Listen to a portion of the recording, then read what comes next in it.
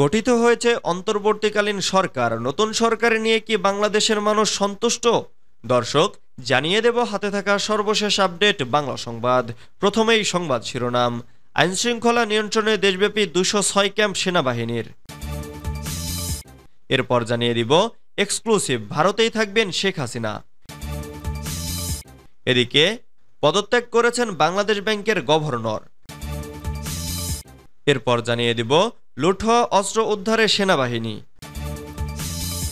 আরও জানিয়ে দেব পুলিশ সদস্যদের সাময়িক বরখাস্তের আদেশ প্রত্যাহার। সর্বশেষ জানিয়ে দিব প্রত্যেকটা গুলির স্বচ্ছ ও অন্তর্ভুক্তিমূলক বিচার হবে। এতক্ষণ শুনছিলেন সংবাদ শিরোনাম, এবারে বিস্তারিত।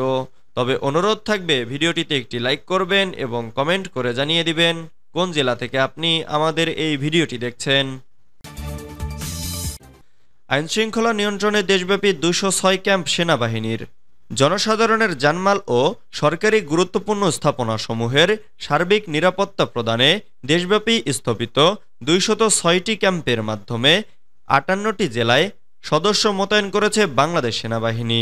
শুক্রবার ৯ আগস্ট এক সংবাদ বিজ্ঞপ্তিতে এ তথ্য জানিয়েছে আন্তঃবাহিনী জনসংযোগ পরিদপ্তর। আইএসপিআর জানায়, গতকাল ৮ আগস্ট ও আজ শুক্রবার ৯ আগস্ট সেনাবাহিনীর নেতৃত্বে আইনশৃঙ্খলা রক্ষাকারী বাহিনীর ২টি দল যথাক্রমে জামালপুর কেন্দ্রীয় কারাগার ও চট্টগ্রাম কেন্দ্রীয় কারাগার হতে পলায়নের উদ্যত হওয়া কয়েদিদের বাধা প্রদান এবং কারাগারে রক্ষিত অস্ত্র গোলাবারুদ সুরক্ষিত করে। সেই সঙ্গে দেশের বিভিন্ন এলাকায় একাধিক ভাঙচুর ও লুটপাট এর ঘটনা প্রতিহত করার পাশাপাশি সংখ্যালঘুদের নিরাপত্তায় নোয়াখালী জেলার একটি মন্দিরে দুষ্কৃতকারীদের আক্রমণ সেনাবাহিনী কর্তৃক প্রতিহত করা হয়। এক্সক্লুসিভ, ভারতেই থাকবেন শেখ হাসিনা। বাংলাদেশের ক্ষমতাচ্যুত সাবেক প্রধানমন্ত্রী শেখ হাসিনা ভারতেই থাকবেন। ভারতীয় সংবাদ মাধ্যম নিউজ ১৮ আজ শুক্রবার ৯ আগস্ট এক প্রতিবেদনে এ তথ্য জানিয়েছে। তবে হাসিনা ভারতে রাজনৈতিক আশ্রয় নেবেন না, এর বদলে ভারতের ভিসার মাধ্যমে দেশটিতে অবস্থান করবেন। নিউজ ১৮ এ ব্যাপারে বলেছে, শেখ হাসিনার রাজনৈতিক আশ্রয়ের ব্যাপারে আমরা আমাদের সূত্রের মাধ্যমে জানতে পেরেছি। মনে রাখবেন, এটি সিএনএন নিউজ ১৮ এর এক্সক্লুসিভ। বাংলাদেশের সাবেক প্রধানমন্ত্রী শেখ হাসিনা ভারতে দীর্ঘ সময়ের জন্য অবস্থান করতে যাচ্ছেন। এর আগে জানানো হয়েছিল শেখ হাসিনা যুক্তরাজ্যে রাজনৈতিক আশ্রয় পাওয়ার চেষ্টা করেছেন। সংবাদ মাধ্যমটি আরও বলেছে, হাসিনা ভিসার মাধ্যমে ভারতে অবস্থান করবেন, কারণ ভারতের কোনো শরণার্থী বা সাহায্যার্থীর আইন নেই।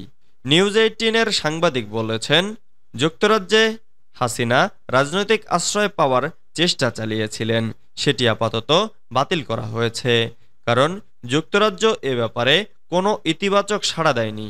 এছাড়া যুক্তরাষ্ট্র তার ভিসা বাতিল করেছে। হাসিনাকে আশ্রয় না দিতে যুক্তরাজ্যের উপর ইউরোপের অন্যান্য দেশগুলো চাপ দিচ্ছে। তবে ভারত সরকার শেখ হাসিনাকে বলেছে যে যতদিন পর্যন্ত তিনি ভবিষ্যৎ পরিকল্পনা ঠিক না করছেন ততদিন পর্যন্ত তিনি ভারতেই অবস্থান করতে পারবেন। পদত্যাগ করছেন বাংলাদেশ ব্যাংকের গভর্নর। ছাত্র জনতার গণঅভ্যুত্থানে পদত্যাগ করে দেশ ছেড়ে ভারতে অবস্থান করেছেন সাবেক প্রধানমন্ত্রী শেখ হাসিনা।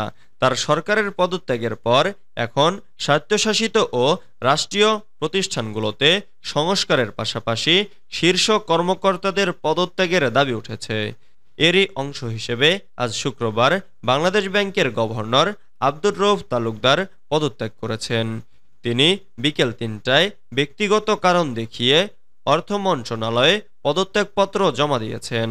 জানা যায়, প্রধানমন্ত্রী হিসেবে শেখ হাসিনা পদত্যাগ করে দেশ ছেড়ে যাওয়ার পর থেকে বাংলাদেশ ব্যাংকে যাচ্ছেন না গভর্নর আব্দুর রউফ তালুকদার। বাংলাদেশ ব্যাংকে আরও কয়েকজন শীর্ষ কর্মকর্তাও যাচ্ছেন না বা পদত্যাগপত্র দিয়েছেন বলে জানা গেছে। এর আগে গত বুধবার রাজনৈতিক পট পরিবর্তনের পর বাংলাদেশ ব্যাংকে বিক্ষোভ হয়েছে। ওই দিন একদল কর্মকর্তা কেন্দ্রীয় ব্যাংকের গভর্নর, ৪ ডেপুটি গভর্নর, উপদেষ্টা ও আর্থিক গোয়েন্দা দপ্তরের প্রধানের পদত্যাগ দাবি করে মিছিল করেন। তারা একজন ডেপুটি গভর্নরকে সাদা কাগজে সই করতে বাধ্য করেন এবং আরও 4 শীর্ষস্থানীয় কর্মকর্তাকে পদত্যাগে রাজি করান। কোনো একটি সরকার পরিবর্তনের পর কেন্দ্রীয় ব্যাংকে এমন ঘটনা এ প্রথম ঘটল বলে জানিয়েছেন জ্যেষ্ঠ কর্মকর্তারা। লুট হওয়া অস্ত্র উদ্ধারে সেনাবাহিনী। দেশের বিভিন্ন থানা ও কারাগার থেকে লুট হওয়া অস্ত্র গোলাবারুদ উদ্ধারে নেমেছে বাংলাদেশ সেনাবাহিনী। এসব অস্ত্রের বিষয়ে কারো কাছে তথ্য থাকলে তা সেনাবাহিনীকে জানানোর অনুরোধ জানানো হয়েছে। শুক্রবার 9 আগস্ট রাতে আন্তঃবাহিনী জনসংযোগ পরিদপ্তরের পরিচালক লেফটেন্যান্ট কর্নেল শামিউদ্দৌলা চৌধুরী স্বাক্ষরিত এক সংবাদ বিজ্ঞপ্তিতে অস্ত্র গোলাবারুদের বিষয়ে তথ্য চাওয়া হয়েছে। আইএসপিআর জানিয়েছে, সম্প্রতি দেশের বিভিন্ন থানা ও কারাগার থেকে অস্ত্র ও গোলাবারুদ লুটপাটের কিছু ঘটনা ঘটেছে। এক্ষেত্রে কারো কাছে রক্ষিত এ ধরনের অস্ত্র ও গোলাবারুদ অথবা এ সংক্রান্ত কোনো তথ্য থাকলে অতি দ্রুত নিকটস্থ সেনা ক্যাম্পে জমা অথবা যোগাযোগ করার জন্য অনুরোধ করা হলো। এর আগে পৃথক আরেকটি সংবাদ বিজ্ঞপ্তিতে আইএসপিআর জানিয়েছে, রাজধানী ঢাকার 29টি থানাসহ দেশজুড়ে 417টি থানায় এরই মধ্যে সেনা মোতায়েন করা হয়েছে, যা পুলিশের হারিয়ে যাওয়া অস্ত্র উদ্ধার অভিযানকে ত্বরান্বিত করবে। পুলিশ সদস্যদের সাময়িক বরখাস্তের আদেশ প্রত্যাহার। প্রশাসনিক কারণে বরখাস্ত হওয়া কর্মকর্তাদের কাজে ফেরানোর সিদ্ধান্ত নিয়েছে বাংলাদেশ পুলিশ। তাদের সাময়িক বরখাস্তের আদেশ প্রত্যাহার করা হয়েছে। শুক্রবার পুলিশ সদর দপ্তরে জারি করা এক আদেশে এই সিদ্ধান্ত জানানো হয়। আদেশে বলা হয়, পুলিশের সব ইউনিটে প্রশাসনিক কারণে সাময়িক বরখাস্ত হওয়ার আদেশ প্রত্যাহার করতে আদেশক্রমে নির্দেশ দেওয়া হলো।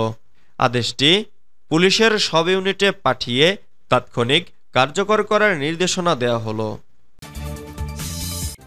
প্রত্যেকটি গুলির স্বচ্ছ ও অন্তর্ভুক্তিমূলক বিচার হবে। কোটা সংস্কার আন্দোলনে চলা প্রতিটি গুলির স্বচ্ছ ও অন্তর্ভুক্তিমূলক বিচারের ব্যবস্থা করা হবে বলে জানিয়েছে পরিবেশ, বন ও জলবায়ু পরিবর্তন উপদেষ্টা সৈয়দা রিজওয়ানা হাসান। শুক্রবার দুপুরে রাষ্ট্রীয় অতিথি ভবন যমুনায় ডক্টর মোহাম্মদ ইউনূসের নেতৃত্বে অন্তর্বর্তী সরকারের উপদেষ্টাদের প্রথম আনুষ্ঠানিক বৈঠকে এ বিষয়ে আলোচনা হয়। পরে বৈঠকের বিষয়ে সাংবাদিকদের বিস্তারিত জানান পরিবেশ, বন ও জলবায়ু পরিবর্তন উপদেষ্টা সৈয়দা রিজওয়ানা হাসান এবং ডাক, টেলিযোগাযোগ ও তথ্যপ্রযুক্তি উপদেষ্টা নাহিদ ইসলাম। কোটা সংস্কার আন্দোলনে হত্যাকাণ্ডের বিষয়ে রিজওয়ানা হাসান বলেন, প্রত্যেকটা গুলির স্বচ্ছ ও অন্তর্ভুক্তিমূলক বিচার হবে। এমন ঘটনার যেন আর পুনরাবৃত্তি না ঘটে, সেজন্য কোন প্রক্রিয়ায় বিচার করা যায় সেটা নিয়ে আলোচনা হয়েছে। আন্দোলনে আহতদের সহায়তা দেওয়া হয়েছে জানিয়ে রিজওয়ানা হাসান বলেন, নিহতদের পরিবারকে ডেকে যমুনায় একদিন বসবেন প্রধান উপদেষ্টা ডক্টর মোহাম্মদ ইউনূস। তিনি আরও বলেন, ক্ষমতা একটা গণতান্ত্রিক সরকারের হাতে পড়লে অসুবিধা হয় না, কিন্তু সরকার অগণতান্ত্রিক হলে তখন আইনের অপপ্রয়োগ হয়। তাই সাইবার নিরাপত্তা আইনের যে বিধানগুলো অপপ্রয়োগ করা হচ্ছে সেগুলো চিহ্নিত করে বাতিল করা নিয়ে আলোচনা হয়েছে।